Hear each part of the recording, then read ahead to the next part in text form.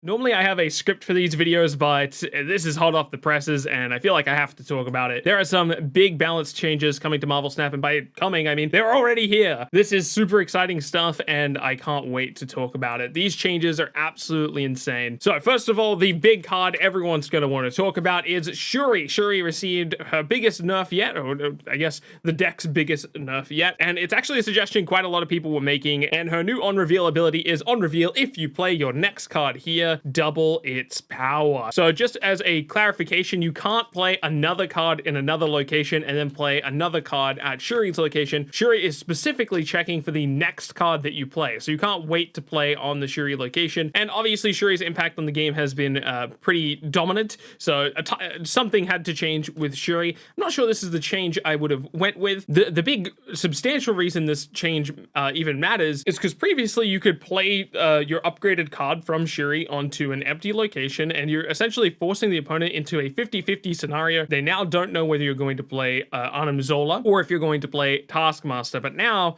the Arnim Zola is a lot worse because it could hit Shuri, and in which case you probably just lose the game. Is this a big enough hit to Shuri? Honestly, I don't think so. I really do think Shuri's still a fantastic card. I think you'll still see a good amount of Shuri gameplay. I don't know what the deck looks like now, but honestly, I haven't been keeping up to date with the quote-unquote Shuri metagame. I don't know what people are really running in Shuri decks right now. I'm probably one of the worst people to talk about this change because A, I didn't play much of that deck, and B, honestly, for some reason, I don't find much of it on ladder. I know that's really abnormal. I know people talk about versing Shuri all the time, but personally, I don't see the card very often. Next up is Leech, who also got a pretty big change. He now reads, at the start of turn 6, remove all abilities from cards in your opponent's hand. So this now means that Leech can never pop out of a Lockjaw or a Jubilee or something like that and dramatically change the outcome of the game. If his effect resolves, it will happen on turn 6. So if the card gets played early, you're going to have a heads up. If the card gets played on turn 5, well, then it is a bit of a surprise, but hey, what are you going to do about that? Leech definitely becomes more of a meta contextual card now. You can't just run Leech whenever you like. I think it's going to be you put this card in your deck when you want to counter a specific strategy. I will say the card triggering on turn 6, meaning that the card needs to be in play. This is not an on-reveal effect. That Leech needs to be in play on turn 6.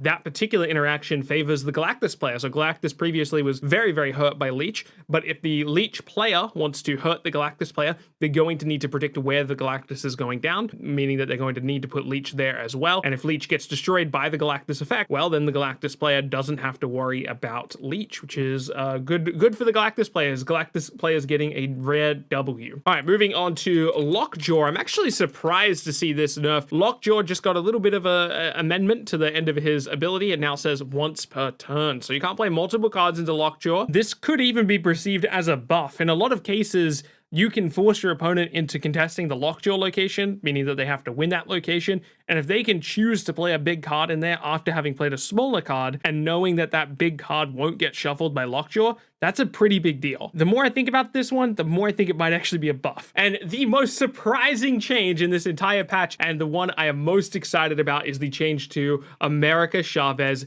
and Jubilee. Before we describe exactly what changed with these two cards, I want to talk about an upcoming card, Iron Lad. We talked about him in my last video, and one thing I said in that video was that Iron Lad's a really cool card, but it's a shame that he has anti-synergy with America Chavez, because America Chavez is very likely to be the top card of your deck. And what I suggested on my stream yesterday is that America Chavez should start at the bottom of the deck and then be drawn on turn 6. That way cards like Iron Lad don't have a negative interaction with America Chavez. Then I went to say, if they make that change, they should also update Jubilee to make her draw the top card of your deck. And what do you know? They made both of those changes, and I'm so happy about it. I cannot express to you how excited I am about this. As you can see, America Chavez now starts at the bottom of your deck and gets drawn on turn 6. And Jubilee's effect, her old effect, has been reinstated as add the top card of your deck to this location. This is so exciting for the upcoming Iron Lad and Howard the Duck changes. And as someone who was really excited to run Iron Lad in Galactus, but disappointed that that meant I was going to have to cut America Chavez, I'm very happy that that no longer is the case. I can happily run Iron Lad and America Chavez in the same deck,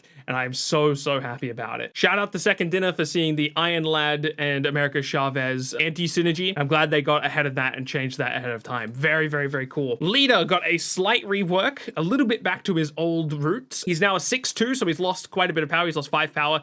And he now reads, on reveal, copy the enemy cards with the highest power value played this turn, but on your side. So it's essentially the old leader, but now it will only copy the strongest card your opponent played. This is really strong against Galactus now. So previously Galactus could counter leader pretty easily just based on the order that they played cards because the opponent would run out of space. But that's no longer the case now because leader will copy the strongest card. Now you can still do like Shang-Chi tricks to beat out the leader, but just knowing that the order is no longer important anymore is a little bit scary. But I do like that they've tried to reinstate a little bit of leader's power. I'm not sure if he'll make his way back into the game, though I do think this is a much more comfy position for him to be in. Hey, maybe a Wong leader strategy could work out. Only time will tell. So those are all of the big balance changes. A few audio lines were added to the game as well, just to make the game look a little bit, or sound a little bit nicer. Visual updates were made to the game as well.